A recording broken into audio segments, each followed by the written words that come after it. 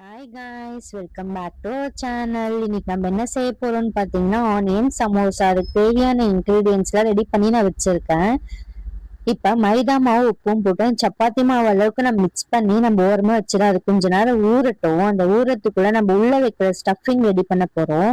ஒரு தவால ஆயில் ஊத்திட்டு நான் நீல வாக்குல கட் பண்ண ஆனியன் வந்து ஒரு 3 ஆனியன் எடுத்திருக்கேன்.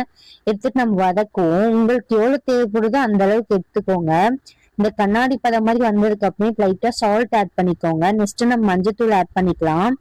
கொஞ்ச நேரம் அது வதங்கட்டும். நெக்ஸ்ட் நம்ம மசாலா ஐட்டம்ஸ் எல்லாம் ஆட் பண்ண போறோம். என்னென்ன மசாலா ஐட்டம்ஸ் பாத்தீங்கன்னா ரெட் சில்லி பவுடர் ஆட் பண்ண போறேன், கரம் மசாலா ஆட் பண்ண போறேன், கொரியாண்டர் பவுடர். இந்த 3 மசாலாஸ் தான் நான் ஆட் பண்ணியிருக்கேன். இந்த 3 மசாலாஸ் ஆட் பண்ணி ஒரு 5 மினிட்ஸ் வதக்குங்க. இதே மாதிரி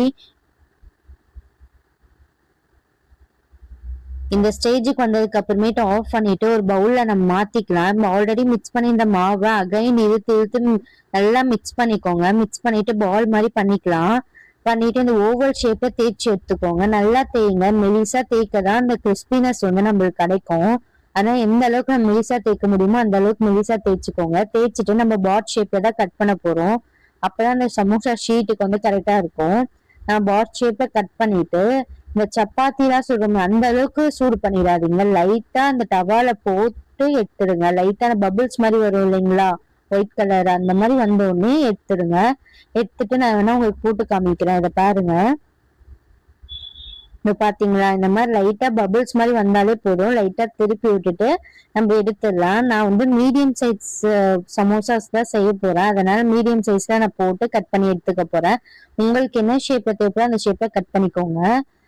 அப்புறமேட்டு நான் மைதா மாவும் தண்ணியும் மிக்ஸ் பண்ணி நான் வச்சிருந்தேன் பேஸ்ட் மாதிரி. அந்த பேஸ்ட்டை வந்து இந்த சைடு எல்லாம் எட்ஜஸ்ல எல்லாம் வந்து நம்ம அப்ளை பண்ணிக்கலாம். அப்ளை பண்ணிட்டு இந்த ஸ்டஃபிங் எப்படி பண்றது நான் காமிக்கிறேன் பாருங்க. எல்லா சைடுமே அப்ளை பண்ணிக்கோங்க.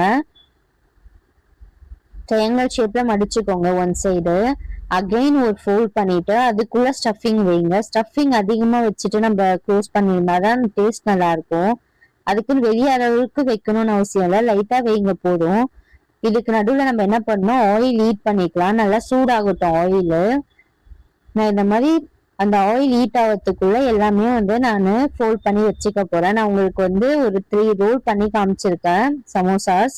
நீங்க பாத்தீங்கன்னா உங்களுக்கு தெரியும். இந்த மாதிரி ஃபோல்ட் பண்ணிக்கோங்க. ஷேப் சரியா வரலனாலும் பரவாயில்ல, ஸ்டஃபிங் வெளியே வராம அளவுக்கு ஃபோல்ட் பண்ணிக்கோங்க. ஃபோல்ட் பண்ணிட்டு அந்த ஹீட்டான ஆயில்ல நம்ம போட்டுக்கலாம். ஹீட்டான ஆயில போட்டு மீடியம் ஃப்ளேம்ல வச்சு குக் பண்ணுங்க. குக் பண்ணீங்கன்னா இந்த மாதிரி கோல்டன் ப்ரௌன் வந்ததுக்கு அப்புறமேட்டு எடுத்து சர்வ் பண்ணுங்க. சூப்பரா இருக்கும். மீடியம் ஃப்ளேம்ல வச்சு குக் பண்ணுங்க. ரொம்ப ஸ்லோல வச்சீங்கன்னா எண்ணெய் குடிக்கும். அதனாலதான் சொல்றேன், மீடியம் ஃப்ளேம்ல வச்சு குக் பண்ணும்போது நல்லா கிறிஸ்பியா டேஸ்டா இருக்கும். இந்த வீடியோ பிடிச்சிருந்தா லைக் பண்ணுங்க, ஷேர் பண்ணுங்க, கமெண்ட் பண்ணுங்க.